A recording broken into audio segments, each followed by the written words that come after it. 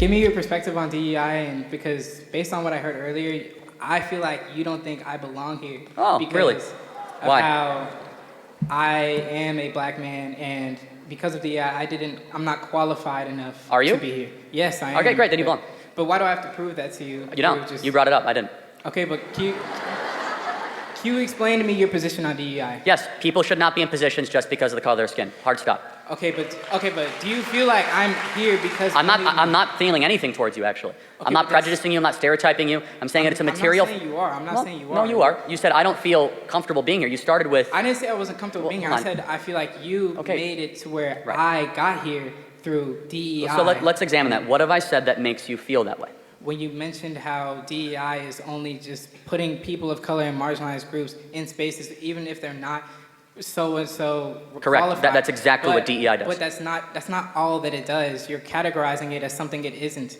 No, that's exactly that is the charter mission. That's not all. Okay, that it so does. diversity, equity. So equity is outcome based. Okay. Is about making people who are of different skin colors have the same outcome, regardless whether or not they are qualified. The best example we have of this is the Students for Fair Admission Harvard Supreme Court case, where black students, they could have a SAT score 300 points lesser than the Asian equivalent and still get into Harvard. That is DEI in practice. I believe when you're hiring for an organization or for a company or for whatever you are doing, you should prioritize merit and character, and race should mean nothing. We should build around things that matter and not things that don't matter.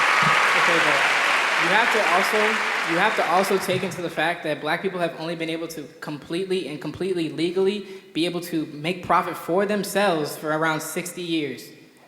And this is no. Since segregation ended in 1965 and the Equal Rights Act in 1965, so what you're talking, there's not. So let's talk about you. How did that impact you? How did something that happened 60 years ago impact your life? It impacts me all the time. How? What do you? Okay. You're at Texas A&M. You're doing great. Okay. Yes. Sure. Yeah. So aren't you a living example that all that's a bunch of nonsense and you can just act good and behave well and succeed? But there's also living examples of the exact opposite. If you look in the impoverished neighborhoods in certain parts of Chicago or St. Louis, there's black communities being thrown aside because they're not getting education. Thrown aside? Okay, yes, so aside. I think we can get somewhere. Why have the black community gotten poorer since the passage of the Civil Rights Act? Tell me that. Because of the way the culture has been perpetuated through the years. Hold on. Think about it. So they were richer when we were segregated and more racist. America's become less racist. What about Tulsa? Yeah, no one's going to defend what happened in Tulsa again. But let's talk. But we're talking about a lot of different cities. We're talking about Chicago, Tulsa. But let's again. This is a very important point. Do you think the fact that 70% of black youth don't have a dad around is probably pretty important? That's because of the culture. Respectfully allow me to interject. How does the white culture impact the fact whether or not a black dad stays around when he impregnates a woman? I'm not saying it's the white culture. What is it? The culture that has been perpetuated through the 200 years of slavery, the 100 years of segregation, and Jim Crow laws. The marriage, so I got to interject again. I'm sorry, I don't mean to interrupt too much. But in 1960, before the Civil Rights Act, 20% of black youth had a dad around. Now it's, 20% were single fathers, 80% had a dad around. It's been inverted. So we actually have seen black dads run away from their kids the last 60 years. Why is that? Because of the raised incarceration rates, because of the perpetuated culture. So how does one go to jail? That's obvious. I'm not answering that question. Yeah, so maybe it's because they committed crimes? Okay, but when you're forced it's not just this is old, this is in the past, this doesn't affect you anymore. Okay, so actually let's take a different group. How did the Holocaust impact Jews? They're doing pretty well. Well, because they got reparations, we didn't. How? What reparations did the Jews get? Through acknowledgement, through money, through we acknowledge slavery happened. Okay, but you're sitting here and acting like it plays no role. No, but to your argument, the Holocaust was 80 years ago. Half of all the Jews on the planet were killed. Everything they earned was taken. Jews are doing great. If all of a sudden something that happened 80 years ago impacts your material prosperity, how did Jews defy the curve? How did poor Asians do so well? Why is it that Asians are now the wealthiest minority in America, many of whom came with no money in the 1950s or 60s? Because of the culture and opportunities that were provided to them. But you're not hearing me out. Black Americans have had the same opportunities. However, people still look at us like criminals every day. Hold on, but I don't look at you like a criminal. I'm not saying you do. I'm saying some people do. But I mean, do you want me to be brutally honest with you, or do you want me to be politically Yes, be correct? brutally honest with me. Okay. Do black people commit more crimes than white people? It's not even close. Okay, but you have to take into account the culture that has been perpetuated. Okay, got it. So we can agree on this. Do you mean internal black culture? It's deeper than that. Like, do you think, let's take time out. Do you think the average rap artist that a black kid in the hood is listening to is glorifying marriage and family and saving your money? That's what sells because it's a culture thing. It's not just within the black community. I agree. No, but hold on. Everyone listens to it. It's not just isolated. It's bad for everyone who listens to it. The point being is that black youth, as they are being raised, their role models are largely not glorifying staying with one woman, getting married, going to church. And if you're wrong, show me the black role models that are doing that. There might be a couple I could think of, maybe. But if it's about culture, you're right. The internal black culture has collapsed the last 60 years. We're no longer elevating the family. We're no longer elevating staying with the person that you're with. So our contention here as conservatives is that the systemic racism stuff is a bunch of rubbish. Instead, it's systemic bad choices. Do you feel that systemic racism isn't real? Of course not. What can I do that you can't do? Name it. Okay. No, seriously. What can I do that you can't do? That's a slippery slope. No, it's not. I don't know why. Very simple. No, because back in 1940, you would have been able to answer that question. Well, Charlie, there's a bathroom over there that I can't go to. There's a major league team. I can't walk into the grocery store and get the same looks that you do. I walked into Brookshire Brothers a couple of weeks ago and I was looked at like I was a criminal. That's an insanely hyper-paranoid way of living life. But that's not evidence, right? It's a real example. By the way, if I walk into a black neighborhood, I get bad looks too, okay? So I don't know what the contention is. Because of the way you treat our culture and the way you perpetuate wait, hold on. The way we treat your culture, we have gone to such great calisthenics and ridiculous gymnastics to prove that we're not racist. In fact, it's the worst thing that you could be called in America. We had, during George Floyd 2020, we had hundreds of millions of dollars given to Black Lives Matter. I don't know where that money went. Did it improve material worth of black America? So, I mean, and we actually do know where it went, actually. And so, but going back to your main contention, when you practice DEI, because that was your main point, right? You are rewarding bad culture. You even acknowledge it. You are saying that someone should be there based on the color of their skin. We say skin color doesn't matter. If you want that position, work harder, study harder, and then you might be able to get that position. When we're forced into underfunded communities where schools are based off of property value, we can't. Well, actually, school choice is now the law of the land here in Texas, so that's not correct. Secondly, do you just expect a single-parent home to pick up and move into some rich neighborhood? Well, again, so let's go back to why are they the single-parent home? Because of the hundreds of years. Do you believe in the maxim or the belief that you should take responsibility for your decisions? It's not just one person's decisions. It's so much deeper than that. See, why are you trying to? That's where you and I have a different belief. You believe in this. It's not. It's a fact. No, it's a belief. Again, you have to tell me then, why do Jews do so well? Holocaust didn't impact their material worth. How did Asians do so well? And by the way, even more so, why are Hispanics getting so much wealthier? If we were so racist, why are Hispanics all of a sudden gaining income the last 20 years? There's something. It's a difference in culture. I don't know why y'all are clapping. But it's a difference in culture. The way that each culture is treated is so vastly different in America. But again, you have to tell me, other than bad looks at the grocery store, how else is your future, you as a man in America, not a black man, how is your future somehow restricted by racism? My natural hair is seen as unprofessional when I go into an office or workplace.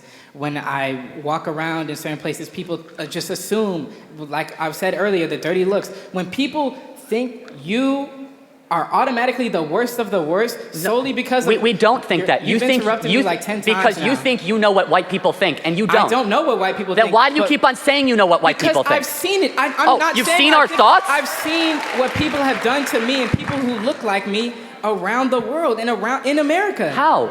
Again, you are. Let's just make an example. You are here in the wealthiest country ever. Yes. At an amazing university with all the opportunity imaginable in front of you. And all you want to do is look backwards at everything that prevented you when you are a glaring example that there is no systemic racism and you can actually achieve your wildest dreams. Whoa, I never said that. I'm not the only black person who exists out there. There's so many people who this culture is affecting to this day. Do you know black Americans are the richest black people on earth?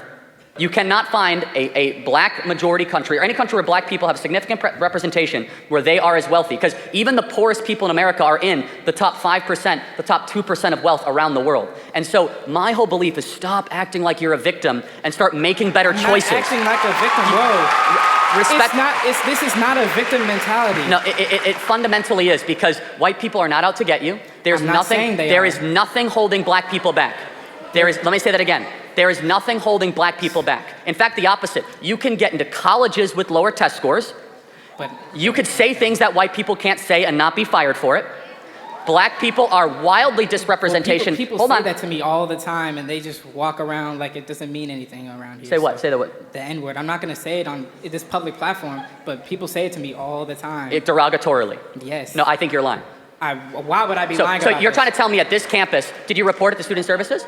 I'm not. I have too much on my plate to worry about this. So you're going to say at this campus, you're going to indict the moral character of Texas A&M. I'm not indicting the moral character yes, of Texas you are. A&M. You're saying that. I'm indicting the moral character of one person or a few people. Oh, well, now it's one. So you heard it all the time, and now it's one. Got it. So it's not okay. You're no, but taking me this out is of the point: is that context, I don't believe you, because now you resort back to a race hoax to make it seem as if the white kids on this campus are like racist and terrible. White kids. Oh, so was it a black guy that said it to you? I'm not.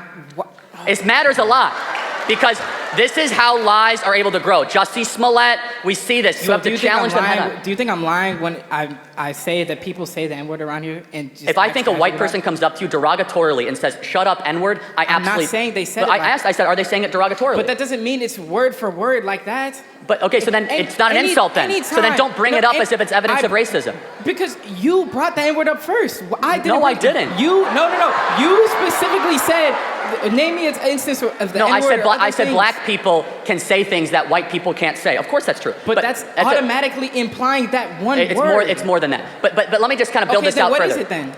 There's a lot of things black people can say. Explain it to me. You want me to give you more examples of things? Yes. Black people are allowed to talk about black culture in a way that white culture cannot. For example, black people can go up and say that there's a baby mama problem in black America, and white people are not allowed to say that. Oh, I just did. So what are you gonna do, cancel me? Black people are allowed to say, I'm a grown man, I got way too much to worry about. Black people are allowed to say that there is a systemic fraud issue within the PP loan application in black America. Black people are much easier to be able to say that black individuals, despite being 13% of the American population, commit 55% of the murders. If most white people say that at a job, they would get fired for being a racist. I don't care, because I say whatever I want. So black individuals have much more intellectual public freedom than white people do. If a white person were to come up and say, you know, black America really needs to get its act together and stop sleeping around all the time, and it needs to actually have the Why would you because just it's true. Because why would you just walk up to someone and talk and attack their culture from the outside? Well, hold on. Let's look at the evidence. You said to myself, you said there's all these people suffering in Chicago. There's all these people that are terrible. I'm telling you why. It's because there's been bad decisions that have been institutionalized. Let me finish. And rap artists and athletes and people at the top level of black society that refuse to ever challenge the core rot in black America, which is that they are allowing degeneracy and hedonism to eat the soul of what once was a beautiful black culture, and instead they go around saying it's the boogeyman of racism, the white man is out to get you, and the result is black America is doing worse than it was in the 1960s. That is the contention, period. It's not just, it's a culture. It's so much deeper than the present day we are in. I don't know why you're pretending like it just doesn't matter. What doesn't matter? You mean things that happen? Again, I've been through this multiple times. Let me just ask you one. But you're not listening to understand. You're listening to reply. No, I'm doing both actually. And so, but let me just ask one final question, right? Mm-hmm. Which is that you have your entire future ahead of you. Mm-hmm. When you are hired for a job, would you rather be hired because of your race or because of how qualified you are? It doesn't boil down to just that. That's what DEI is, man. No, it's not. Yes, it is. No, it's not. It is definitionally the hiring of people. They're not just going to immediately see. You get extra points if you're black with DEI. That's how it works. Racial quotas elevate people based on the color of their skin. So do you think I got extra points to come here? I don't know. You said you were qualified. But affirmative action was institutionalized in Harvard and in Texas and a lot of other places. There is nothing that is preventing black people from prospering. Nothing. The only thing is that you guys have been hypnotized to be victims of your own mind. To think as if there's a white person out to get you. I walk in the grocery store, they look at me differently. All that stuff is complete rubbish. The thing that is preventing you. Life experiences. You're just denying my experience. I just shared to you in front of all these people. If you think that, okay, let me just be very clear. I know. America has come really far if your best example example of racism is getting bad looks in a grocery store. That's We have made only my incredible experience. racial That's moral only progress. my experience. There are so many other people But out I'm there. happy to hear every example that they have. It boils down to this. We are not just a racist country, we are the least racist country ever to exist. We go out of our way not to be called the R word, to demonstrate that we aren't racist, to show to people that I actually have compassion for others and that I want to try to help people of different skin color. But at its fundamental core, I have to go back to this. I don't actually think skin color matters that much. I don't.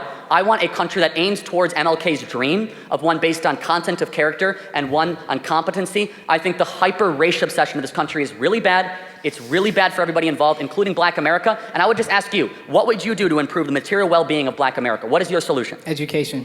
Okay, we've spent trillions of dollars on education. It's not trillions. You need to fundamentally change the system of education because there's not enough funding. Teachers are not paid enough anywhere. Let's be honest. We need to seriously fix our education, especially when public school education comes from property taxes. When you're in a low-income neighborhood, you're not gonna get high-income teachers. If you had to choose more money for education or more dads for Black kids, what would you say? That goes hand in hand. Education goes into I agree. family That's planning. why if we get more dads into homes, it starts solving the problem. No, education is what solves the problem. Well, hold on, but again, if you're just educating and there's not a dad at home reinforcing it, we've seen this play out. We see this in Chicago. In Baltimore, we've spent hundreds of billions of dollars in Baltimore, Chicago, Detroit. We have entire classes of kids that can't read at grade level. We have incredible examples of this, and it goes back to this. If you want to have a privileged life in America, very simple, start acting a certain way. Our belief system is that you come down to the most foundational family unit, and when that breaks down so severely, don't be shocked if that group, when it acts that way, stays in poverty over a longer period of time. Asians are incredibly loyally married. It's one of the reasons why Asian Americans do so well in this country. Hispanics do very well. White Americans increasingly are not doing as well. They also came here by choice too. Okay, my ancestors did not come here by choice, but okay, so we don't have to go again, too far into that. We don't have to go into that. I want to get to the next question. Again, you should be kissing the ground because you're right. You didn't come here by choice. But why are the you other, telling me to? Hold on, I'm telling you right now. You should be kissing the ground with gratitude because you're right. You are not in Africa, and you should be thankful you're not in Africa. That you're in the United States of America. That's my end of contention. Thank you very much.